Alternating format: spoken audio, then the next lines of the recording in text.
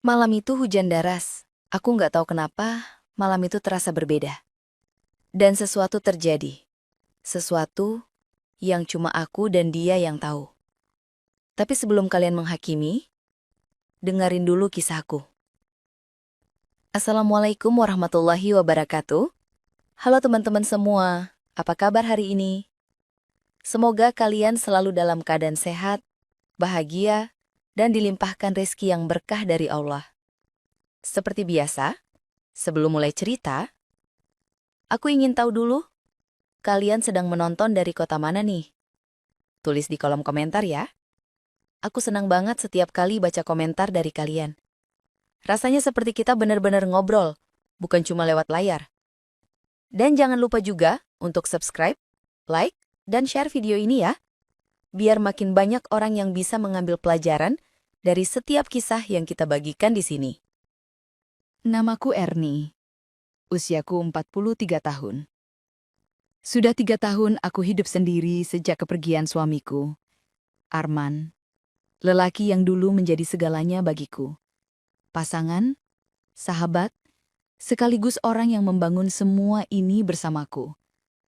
Setelah dia pergi, hidupku tidak berhenti. Tapi rasanya seperti berjalan tanpa arah. Aku punya segalanya.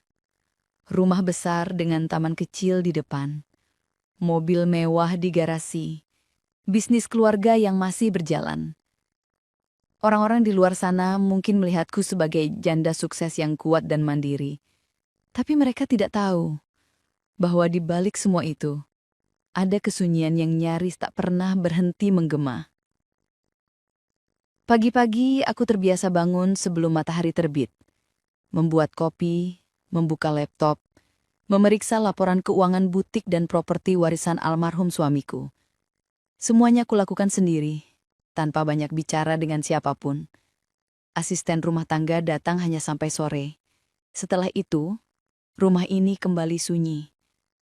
Kadang aku menyalakan televisi hanya untuk mendengar suara manusia, sekadar menipu diri bahwa aku tidak benar-benar sendirian. Tapi ada satu hal yang selalu membuatku merasa hidup kembali. Olahraga. Ya, aku suka nge-gym. Di sana, aku merasa bebas. Bisa fokus hanya pada diriku sendiri. Keringat, napas, detak jantung, semuanya nyata. Saat di treadmill, aku seolah meninggalkan segala kesepian di balik langkah-langkah cepatku. Dan mungkin, itu satu-satunya waktu aku merasa tidak menjadi janda kaya yang dikasihani orang. Orang-orang di gym sering menatapku dengan pandangan kagum. Beberapa wanita memuji keteguhan dan bentuk tubuhku. Sementara pria-pria kadang mencoba mengobrol lebih dekat. Aku hanya tersenyum sopan. Aku tahu batasku. Aku bukan tipe perempuan yang mudah terbawa suasana. Tapi di dalam hatiku, aku sadar, aku juga manusia. Ada hari-hari di mana aku merindukan kehadiran seseorang di meja makan. Seseorang yang bisa kusapa selamat pagi tanpa merasa canggung. Ada malam-malam di mana aku ingin tertawa bersama. Bukan sekedar menatap layar ponsel sambil pura-pura sibuk. Suamiku dulu selalu bilang, "Kalau kamu kehilangan aku, teruslah bergerak. Jangan biarkan kesedihan mematikanmu." Mungkin itu sebabnya aku tetap aktif, tetap bekerja, tetap tersenyum. Tapi setiap kali pulang ke rumah, membuka pintu yang sepi, aku selalu sadar, yang paling berat bukan kehilangan seseorang, tapi belajar hidup tanpanya. Di hari itu, seperti biasa, aku bersiap pergi ke gym. Cuaca tampak mendung, tapi aku tak peduli. Aku sudah memesan mobil online dan berniat berangkat sebelum hujan turun. Aku tak tahu bahwa hari itu akan menjadi awal dari sesuatu yang tak pernah kurencanakan. Hari itu mendung sejak pagi, tapi aku tetap bersiap ke gym seperti biasa.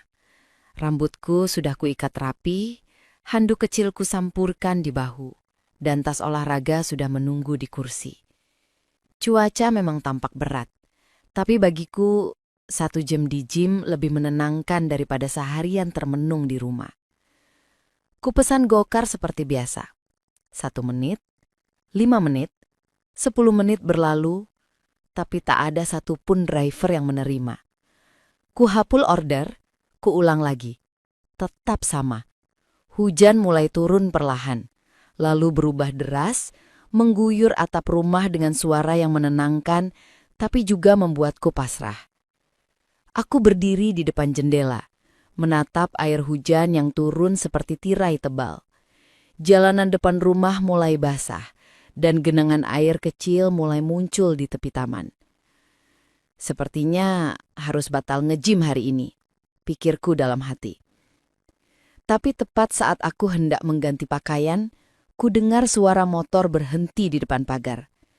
Dari balik tirai, aku melihat seseorang, memakai jaket hitam, helm setengah basah. Ku bincingkan mata. Oh, ternyata Anto, tetanggaku di sebelah rumah.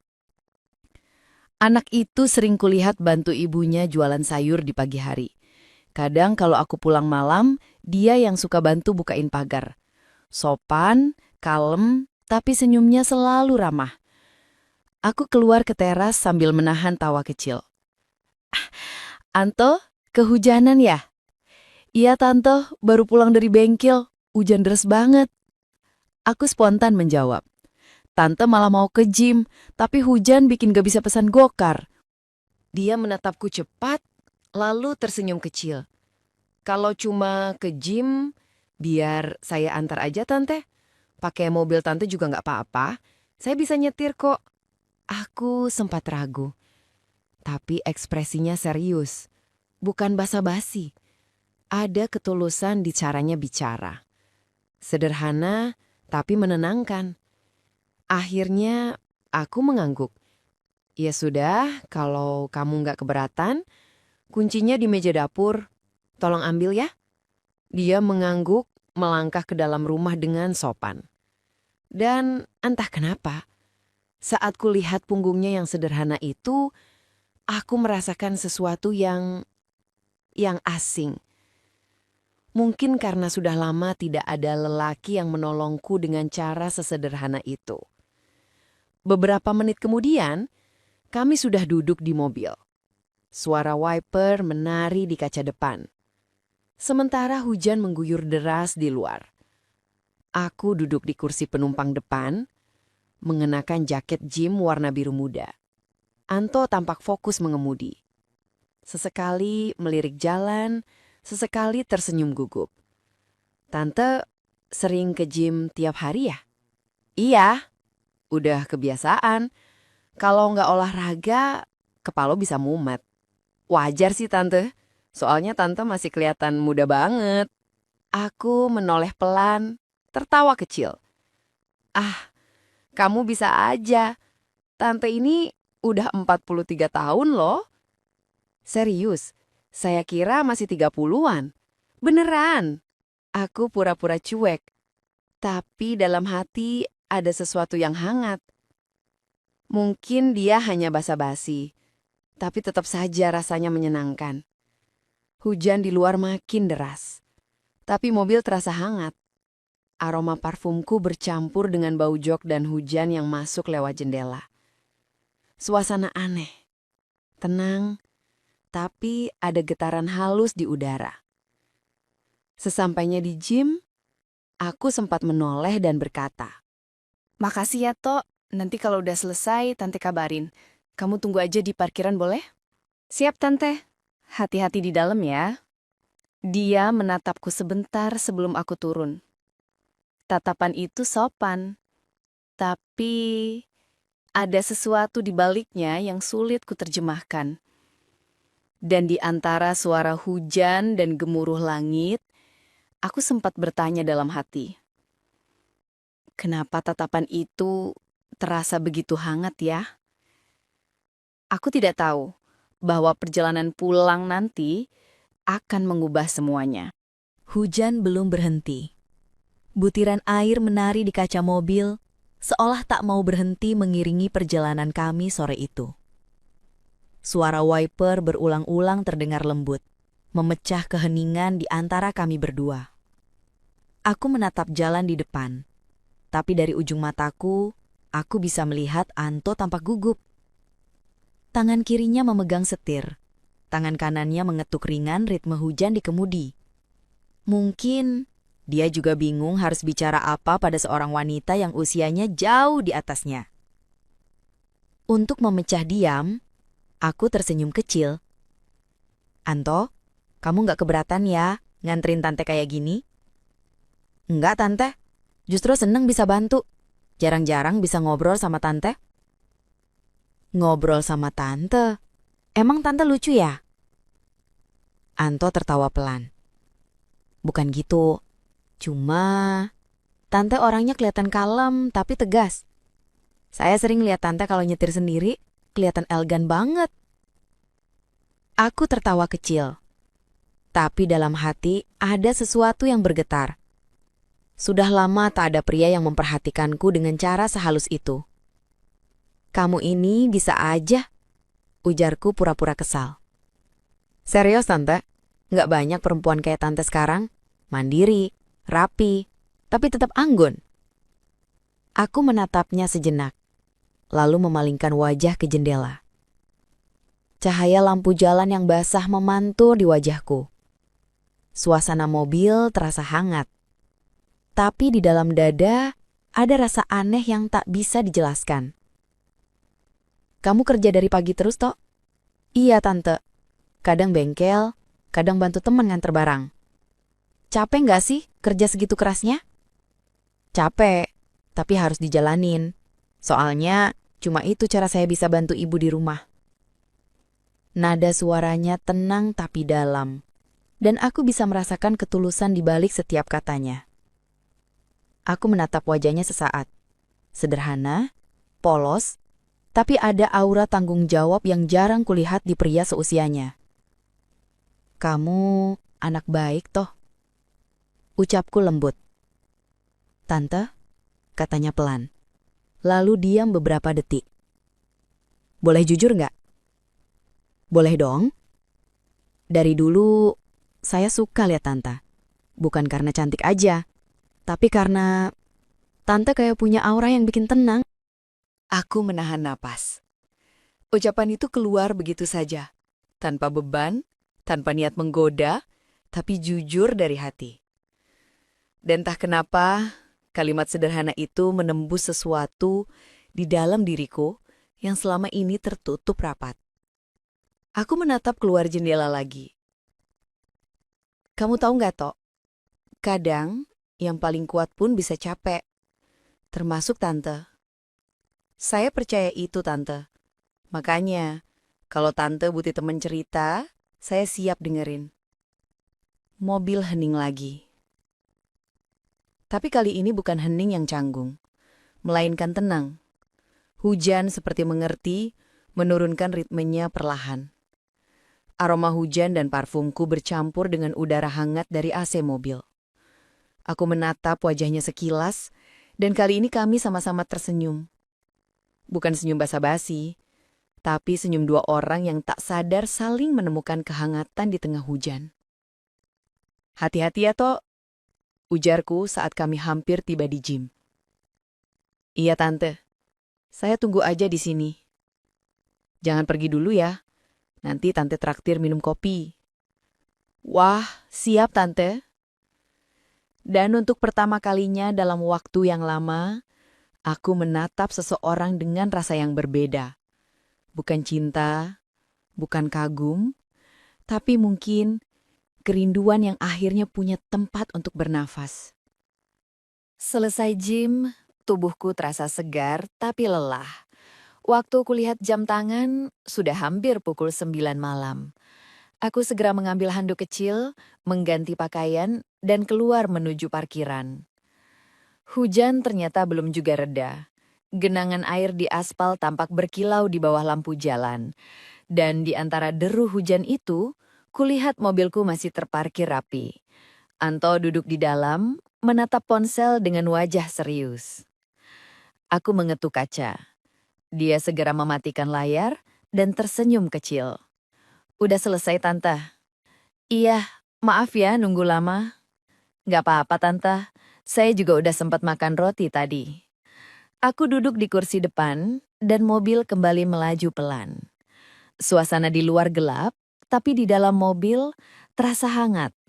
Suara hujan jadi latar lembut bagi percakapan kami. Tante nggak capek ya tiap hari olahraga?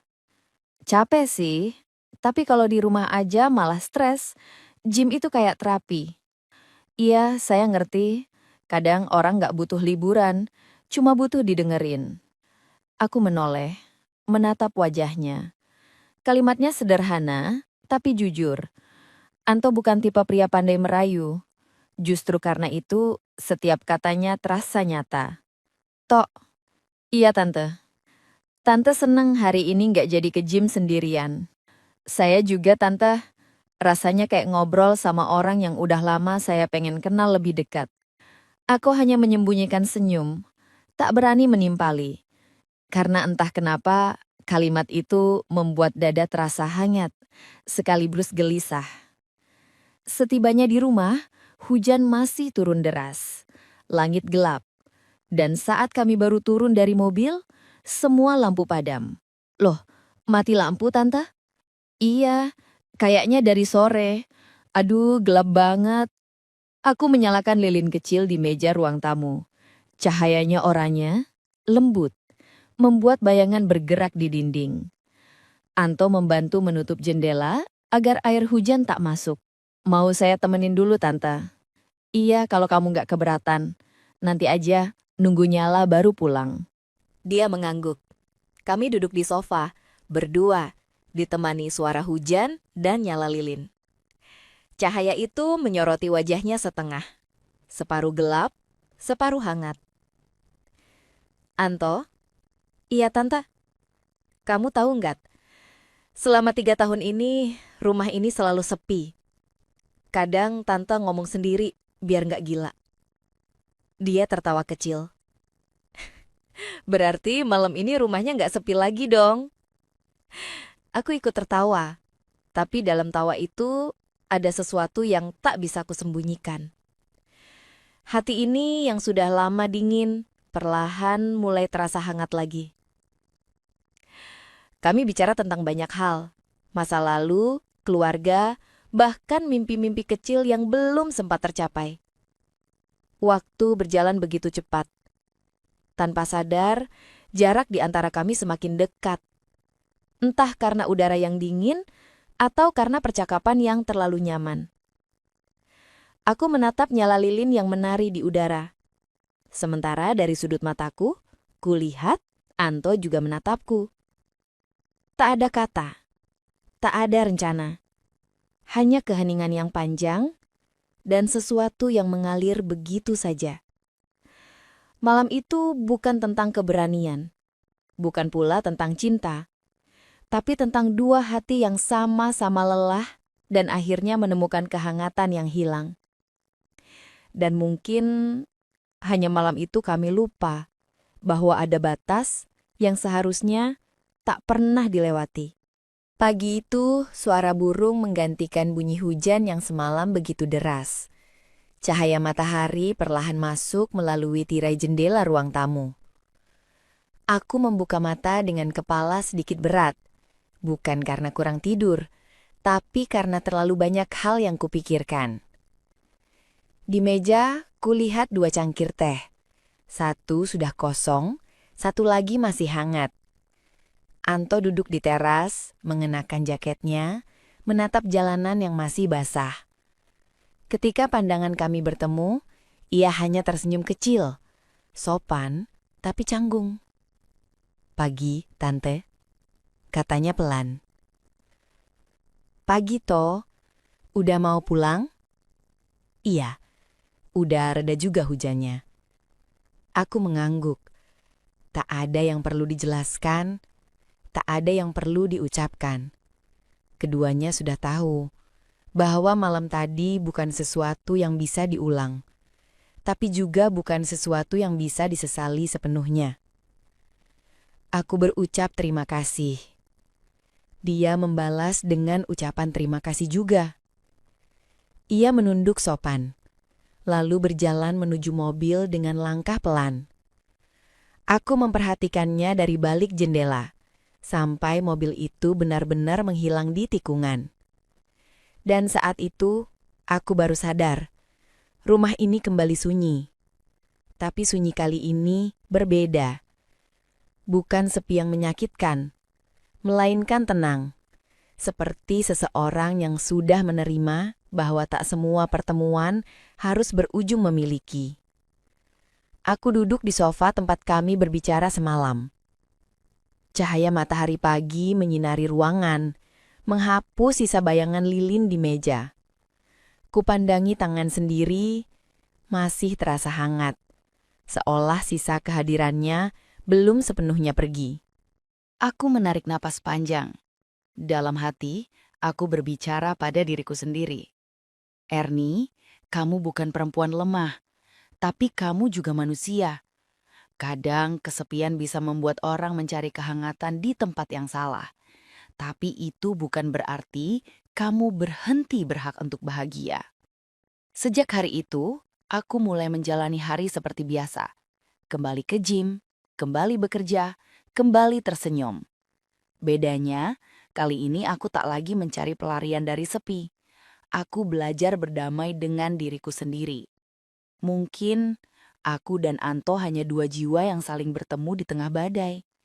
Dan setelah badai itu reda, kami kembali ke tempat masing-masing. Tapi aku tahu, ada hal-hal yang tak bisa dilupakan, bukan karena ingin diingat, tapi karena pernah membuat kita merasa hidup kembali. Aku menatap keluar jendela. Tersenyum samar. Hujan telah berhenti.